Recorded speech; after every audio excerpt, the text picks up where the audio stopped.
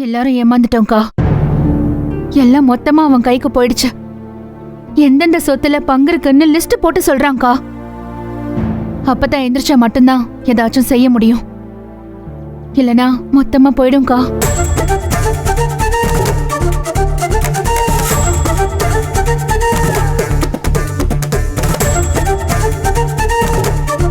என்ன நீ வாங்க வாங்க போலாம்.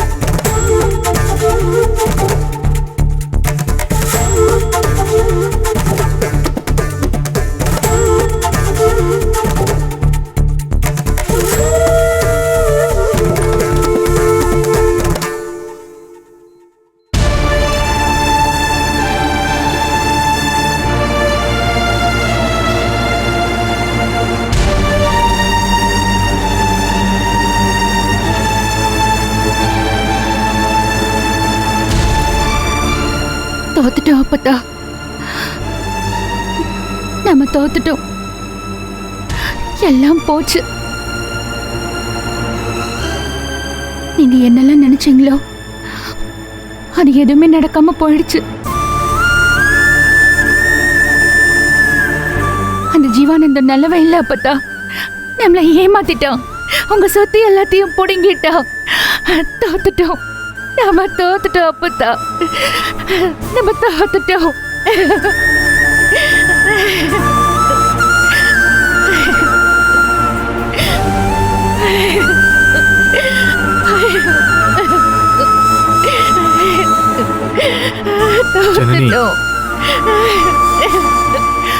அப்பதா அப்பதா எந்திரிங்க. அப்பதா அப்பதா அப்பதா எந்திரிங்க. அப்பதா எந்திரிங்க. ஜனனி எமோஷன் ஆகாது ஜனனி, ஒன்னும் இல்ல, பாத்துக்கலாம். எல்லா சக்தி, நான் தோத்துட்டேன். நான் தோத்துட்டேன் ஜனனி. இதுல தோக்குறதுக்கு ஒண்ணுமே இல்ல. இப்போதான் விவரம் எல்லாமே நம்மளுக்கு தெரிஞ்சிருக்கு.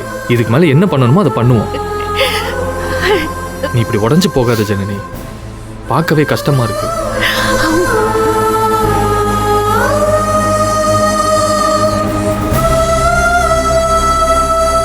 நம்ம தோக்க மாட்டோம் ஜனனி, நிச்சயமா நம்ம தோக்க மாட்டோம்.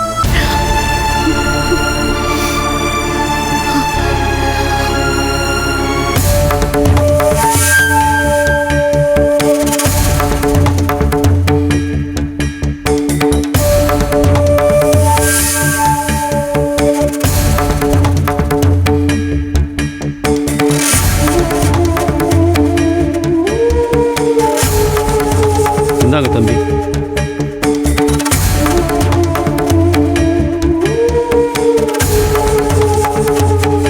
சார் டீ சாப்பிடுங்க சார். ஏய் போயா, என் முன்னாடி நிக்காத. மனுஷனா நீ? மனுஷனாயா நீ? ஆடி ஓடி சம்பாரிச்ச சொத்தெல்லாம் ஆட்டங்கண்டு நிக்குது. ஆண்டியா உட்காந்துருக்கேன். இப்போ வந்து டீ சாப்பிடு, விளக்கெண்ணெய் சாப்பிடுங்கிற. என் மேல பரிதாபம் காட்டுறியா? கொன்னு மண்ணோட மண்ணா புதைச்சிருவேன். சார் என்கிட்ட எதுக்கு சார் சண்டைக்கு வரீங்க? போலீஸாலேயே எதுவும் செய்ய முடியலன்னா நாம என்ன செய்யணுங்கிறத யோசிச்சு தானே முடிவு செய்யணும். ஏய், போலீஸால முடியலன்னா என்னால முடியும். நான் முடிச்சு காட்டுறேன். காட்டுறானா இல்லையான்னு பாரு. என் சொத்து எல்லாத்தையும் அந்த தாடிக்கார பரதேசியை கொடுத்துட்டு நான் அப்படியே திருவோட எழுந்திட்டு ஓட்டாண்டியா போகணுமா? யார்கிட்ட போறான் அவன்? ஏய், நானே ஒன்னா நம்பர் கிரிமினல்யா. ஏன்டி அவன் கிரிமினல் வேலையை காட்டுறானா? கதிரு, அந்த சங்கருக்கு போன போடு. போன போட்டு வடக்க இருந்து ஆளுங்களா இருக்கடா. அவனை தூக்குறானா? நானே தூக்குறானா இல்லையான்னு பாரு. என் சொத்துல இருந்து சல்லி காசு அவனுக்கு விட்டு தர மாட்டேன். விளையாடுறியாடா?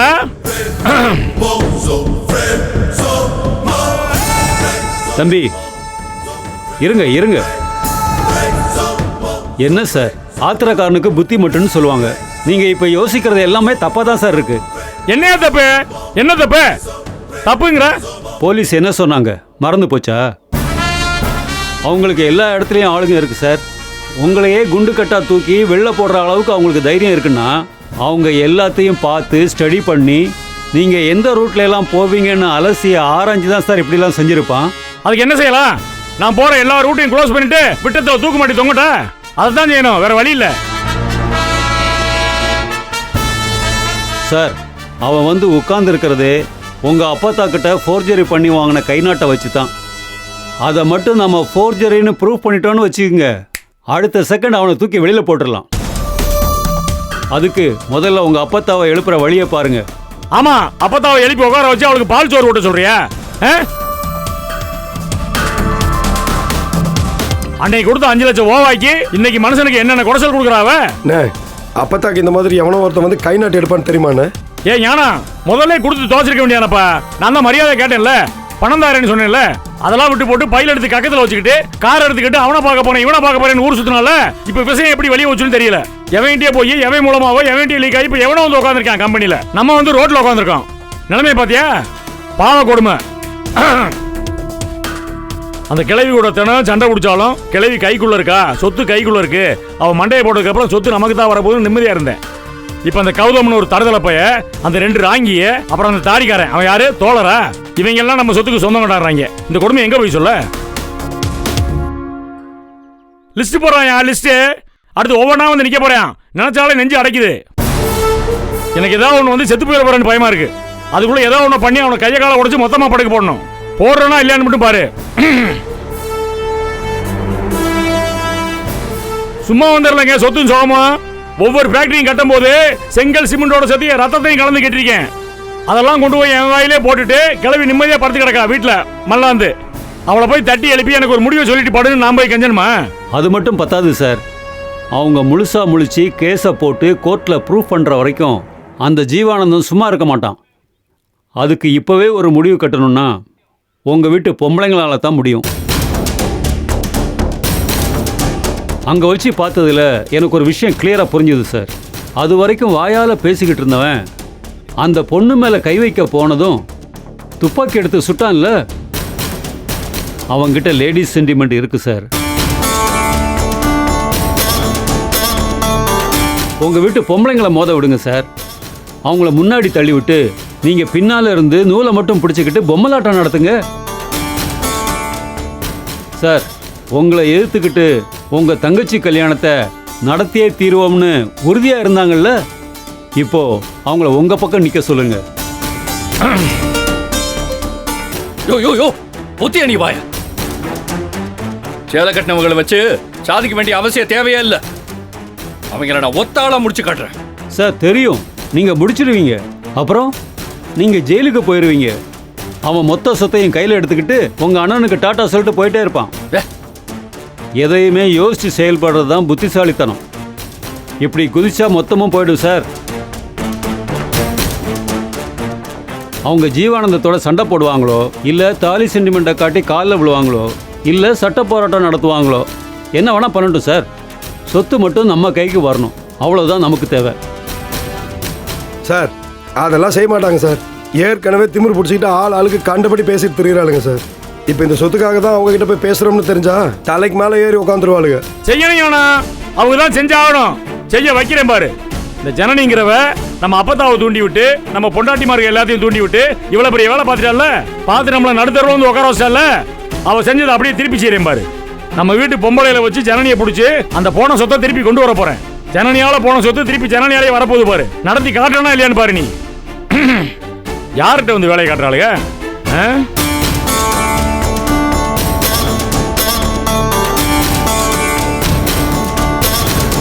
சார் பிஸ்கட் சாப்பிடுங்க சார். சும்மா இருக்கு சார். நீங்க வர பிஸ்கட் ஒன்று தான் குறைச்சல். போங்க அந்த பக்கம் சாப்பிட சொல்லுங்க. வைங்க.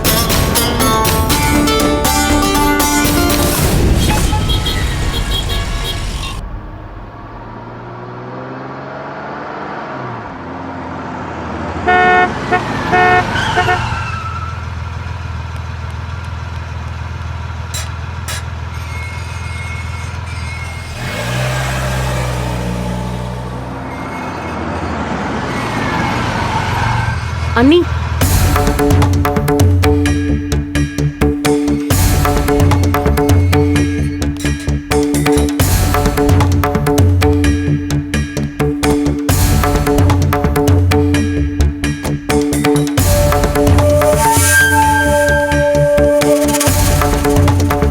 உள்ள இருக்காரா?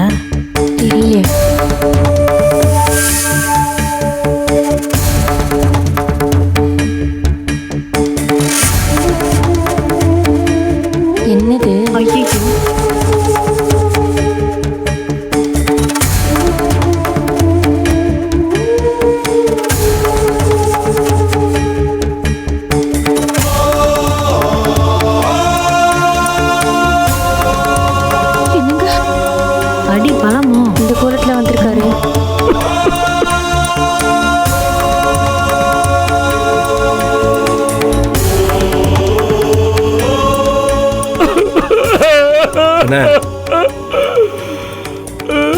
நான் கட்டின கனவு கோட்டதா என்னை விட்டு போயிருமோன்னு பயமா இருக்குடா. அண்ணே அதெல்லாம் ஒன்றும் ஆகாதுண்ணே, வாங்க. அப்படித்தானே நடக்குது. ஒன்றும் ஆகாது, வாங்க வாங்க.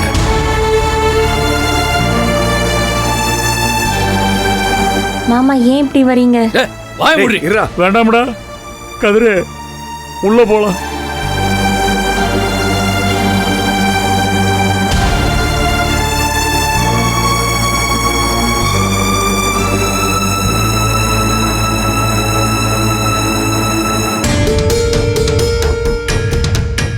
ரெண்டு மூணு நாளைக்கு பொம்பளைகளை யாரும் திட்டாதையப்பா.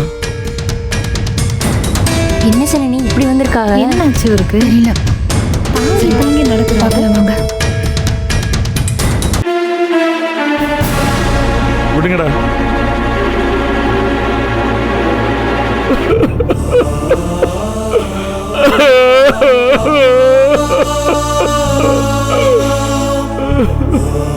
ஆத்தா மீனாட்சி, பார்த்தையில உன் மயன் நிக்கிற கோலத்தை. உன்னை நம்பித்தானே மதுரைக்குள்ள வாழ்ந்துட்டு இருக்கேன். நான் என்ன தப்பு பண்ணேன்? திடீர்னு என் மேல உனக்கு ஏன் இப்படி ஒரு கோபம்? ஆத்தா, நீ எவ்வளவு கோவப்பட்டாலும் நான் உன் காலு கீழே தான் கிடப்பேன். நீ தான் காப்பாத்தி ஆகணும். பார்த்து செய்தாயி, பார்த்து செய். அண்ணே ஒன்றும் இல்லைண்ணே, வாங்க விடுப்பா விடுப்பா. உட்காருங்க.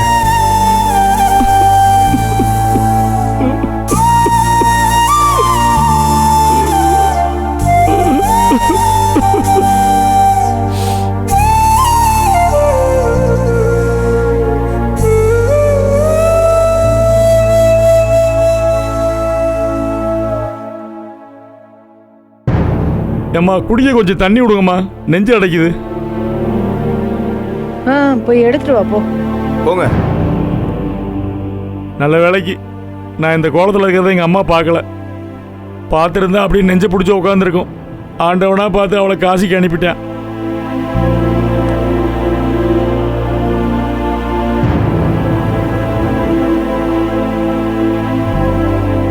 கதிரி தண்ணி குடிக்கிறியா? குரியா.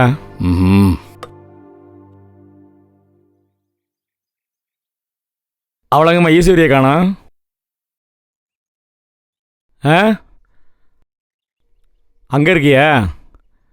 இரு அங்கே இரு. எப்பயும் வாசப்படி நிலப்படி மாடி படிக்கிட்டு நிற்ப, இப்போ துளசி செடிக்கிட்டு நிற்கிறியா? அங்கேயே நில்லு, அதான் நல்லது. துளசி மாடத்துக்கிட்ட அப்படி என்னதான் வேண்டுவையோ, ஆனால் எனக்கு மட்டும் எல்லாம் தப்பு தப்பாக நடக்குது, கெட்டதாக நடக்குது.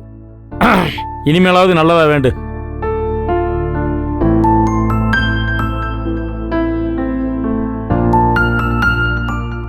மாமா மாமா மாமா அந்த பிள்ளைக்கும் உங்களுக்கு நடந்ததுக்கும் எந்த சம்மந்தமும் இருக்காது. குறுக்கு பதில சொல்லி பார்க்கலாம், அதுக்கு தெரியாது. இப்ப அவ மேல பாயாதீங்க. மாமா மாமா மாமா அந்த பிள்ளைக்கும் உங்களுக்கு நடந்ததுக்கும் எந்த சம்மந்தமும் இருக்காது. குறுக்கு பதில சொல்லி பார்க்கலாம், அதுக்கு தெரியாது. இப்ப அவ மேல பாயாதீங்க.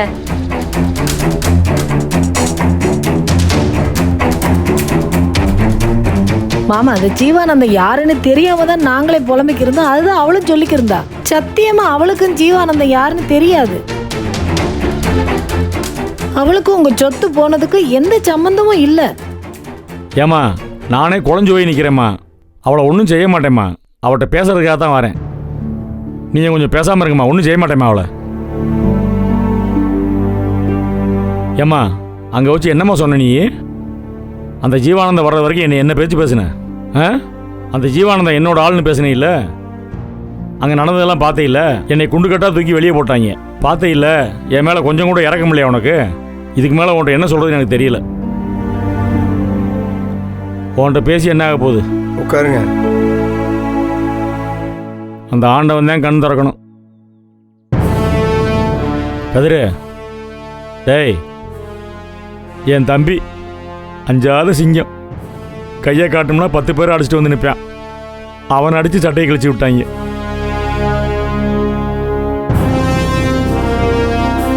நந்தினி, கொஞ்சம் அசந்திருந்தா உன் தாலி பறி போயிருக்குமா?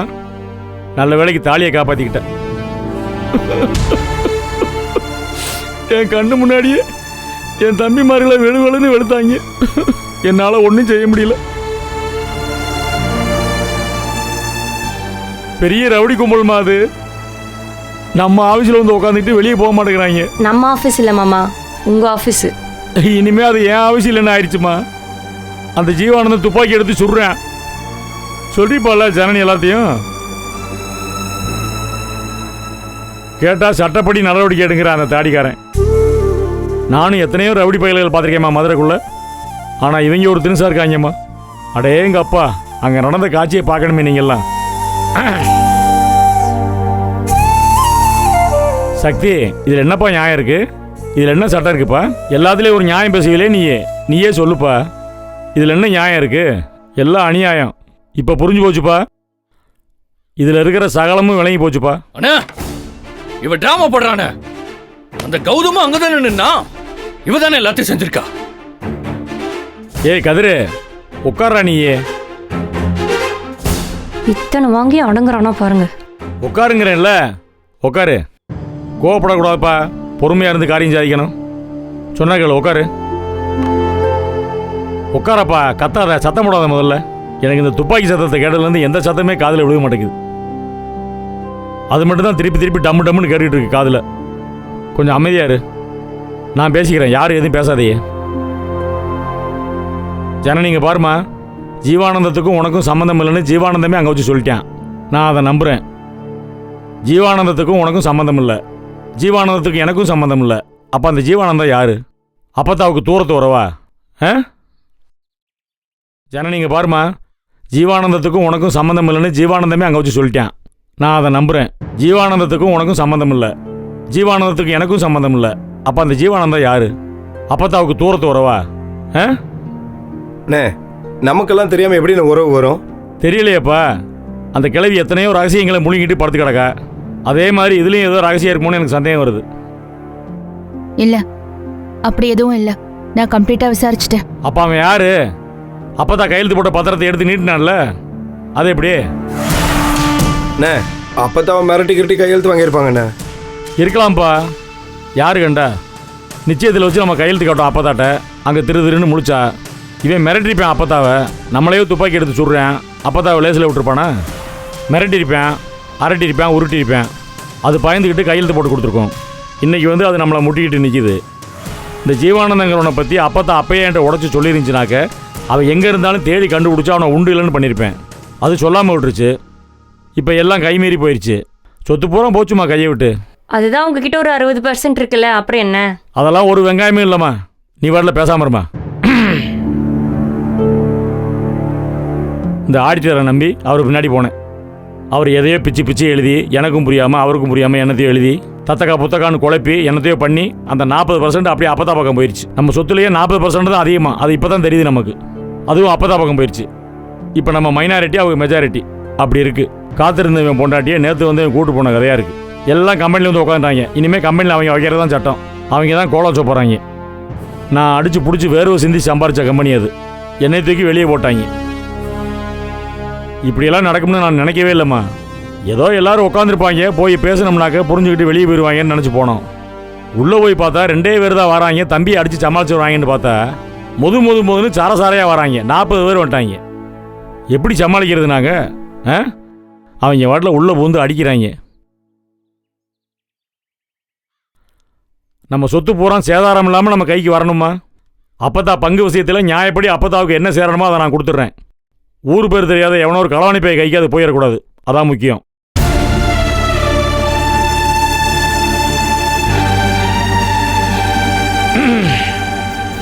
கூடி கூடி பேசுவே இல்லைம்மா. அப்பத்தா கூட சேர்ந்துட்டு கும்மி அடிச்சே இல்லை. இப்போ இதுக்கு ஒரு பதில் சொல்லுங்கம்மா. மாமா. என்னம்மா? நாங்க பேசுறோம் மாமா. சொன்னீங்கல்ல, ஆதரவு விஷயத்துல எங்களால் ஜெயிக்க முடியலன்னு. இந்த விஷயத்துல நாங்க ஜெயிச்சு காட்டுறோம்.